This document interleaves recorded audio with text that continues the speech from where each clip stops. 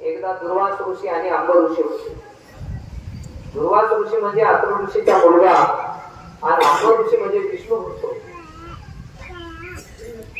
आणि एका दिवशी दुर्वास ऋषी काय केले, अंब ऋषीच्या आश्रमामध्ये आले. अंब ऋषी म्हणले, काय भाग्य उघडलं तुझ्या, बहुत चांगला मुलगा हो.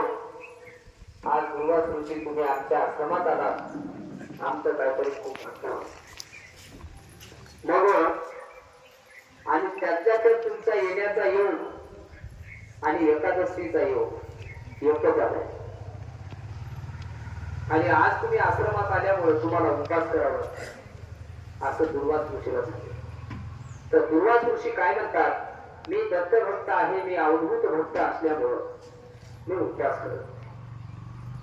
आणि उपास करणं म्हणजे एक दिवसाचा उपास म्हणजे 1000 गाव जाळून भस्म केले